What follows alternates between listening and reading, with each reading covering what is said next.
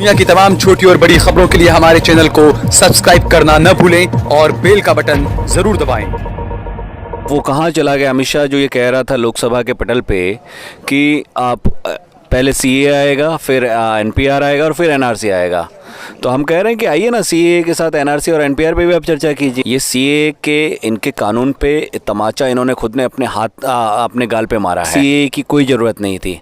अगर अदनान सामी को नागरिकता सीए के नहीं होने के बावजूद मिल सकती है और सिर्फ नागरिकता नहीं, अब पद्म भूषण आप देने जा रहे हैं, तो ये साबित हो रहा है कि देश में कानून मौजूद था, आप किसी को भी नागरिकता दे सकते थे। सीए ला के आप सिर्फ धर्म के आधार पे राजनीति करना चाहते हैं, अपनी रोटी सेकना चाहते हैं। जब यहाँ पे वो कीड़े आते हैं ना, तो उनको भी ये कहते हैं कि तो पाकिस्तान से आए हैं।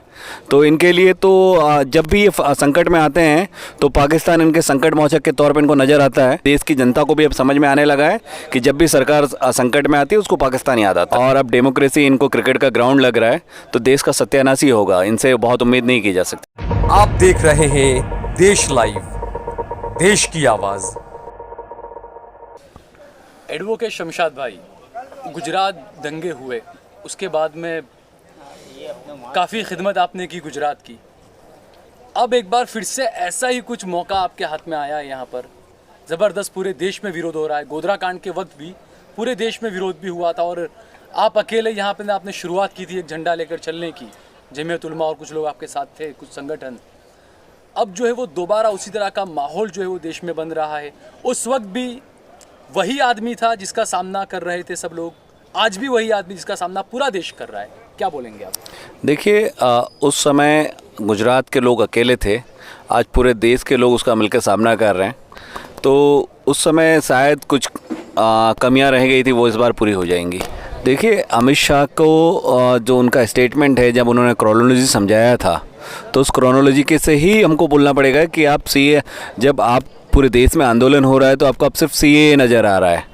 आप वो कहाँ चला गया अमित शाह जो ये कह रहा था लोकसभा के पटल पे कि आप पहले सीए आएगा, फिर एनपीआर आएगा और फिर एनआरसी आएगा।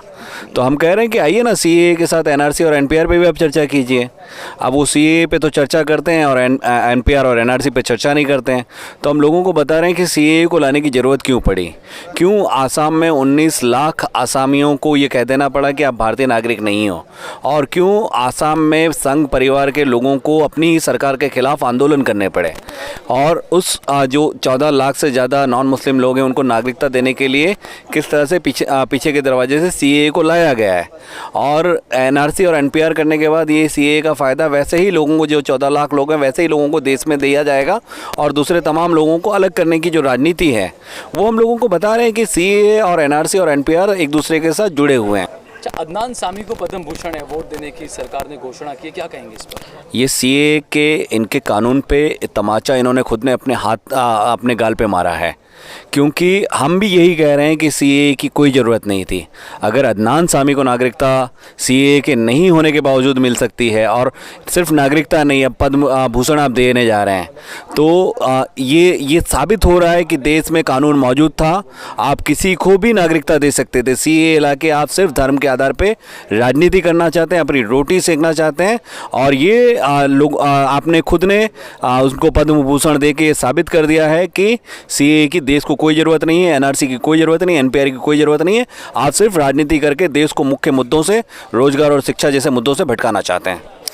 सीए के समर्थन करने वाले लोगों को ये देखना है कि किस तरह से 2015-16 में जिस अदनान सामी को नागरिकता दी है और 2020 में उनको पद्म भूषण दिया जा रहा है, तो अब ये देश में शायद कोई बचा नहीं था, इसीलिए पाकिस्तान से आए हुए लोगों को पद्म भूषण से नवाजा जा रहा है।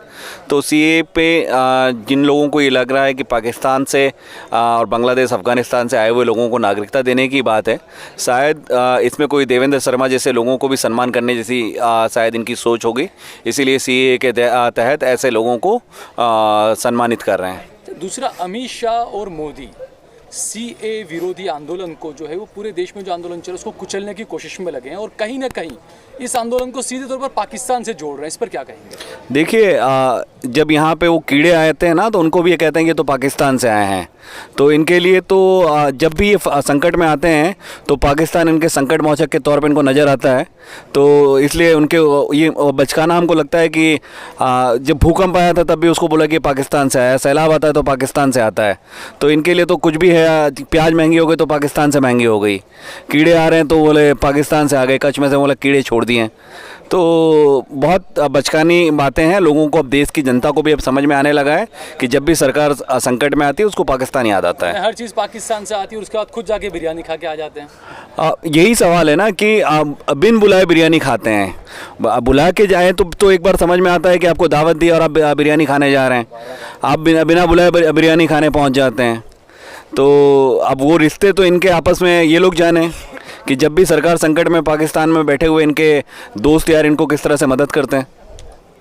अच्छा, दूसरा शुजात भाई, जिस तरीके से दिल्ली में चुनाव है और जो मुद्दे हैं जनता से जुड़े हुए, गरीबों से जुड़े हुए, वो सारे मुद्दे गायब हैं। कपिल मिश्रा, उन्होंने ये बयान दिया कि दिल्ली के अंदर जो दिल्ली चुनाव है उसको उन्होंने सीधे तौर पर इंडिया पाकिस्तान का मैच कहा है और अब जो है वो इलेक्शन कमीशन ने उन पर पाबंदी लगाई है 48 घंटे की। क्या कहेंगे आप? देखिए, जोकरों की जमात इकट्ठा हुई है, हाँ, जिसमें विजय रूपानी कहता है मैं आधी पिच 2020 खेलने आया हूँ, आधी पिच पे खेल रहा हूँ और अब डेमोक्रेसी इनको क्रिकेट का ग्राउंड लग रहा है, तो देश का सत्यानाश ही होगा। इनसे बहुत उम्मीद नहीं की जा सकती। आप देख रहे हैं देश लाइव, देश की आवाज़।